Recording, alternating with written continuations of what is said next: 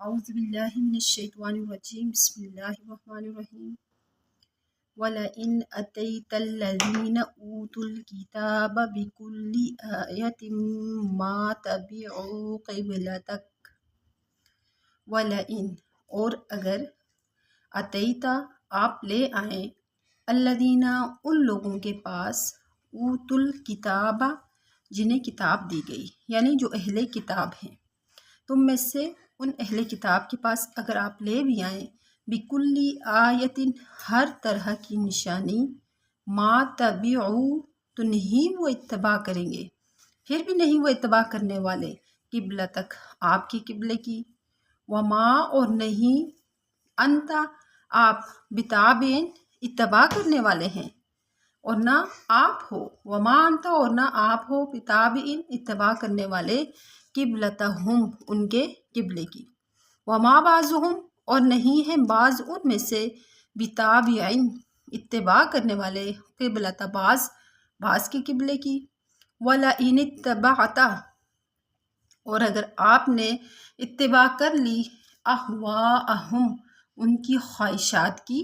من بعد اس کے ما جاءک جو آپ کے پاس آ گیا من العلم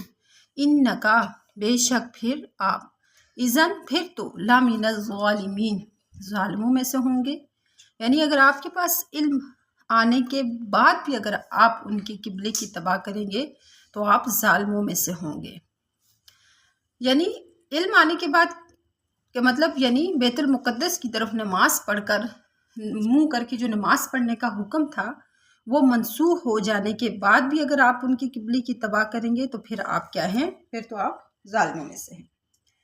تو یہاں پر وَمَا أَنْتَ بِتَابِعٍ قِبْلَتَهُمْ اس میں یہ اعلان کر دیا کہ اب قیامت تک کے لیے آپ کا قبلہ بیت اللہ ہی رہے گا اس سے یہود و نصارہ کے ان خیالات کا قطع کرنا مقصود تھا کہ مسلمانوں کی قبلہ کو تو کوئی قرار نہیں وہ اکثر یہ کہتے تھے کہ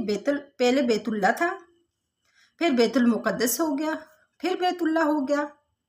اب بھی ممکن ہے کہ پھر دوبارہ بیت المقدس ہی کو قبلہ بنا لیں وَلَئِنِ اتَّبَعْتَ أَهْوَاءَهُمْ یہ خطاب رسول صلی اللہ علیہ وسلم کو بطور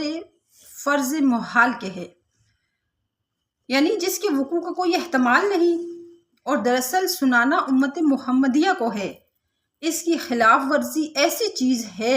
کہ خود رسول اللہ صلی اللہ علیہ وسلم بھی بفرض محال ایسا کریں گے تو وہ بھی ظالم قرار پائیں گے تو یہ اس آیت کی مختصراً تفسیر اور ترجمہ تھا السلام علیکم ورحمۃ اللہ وبرکاتہ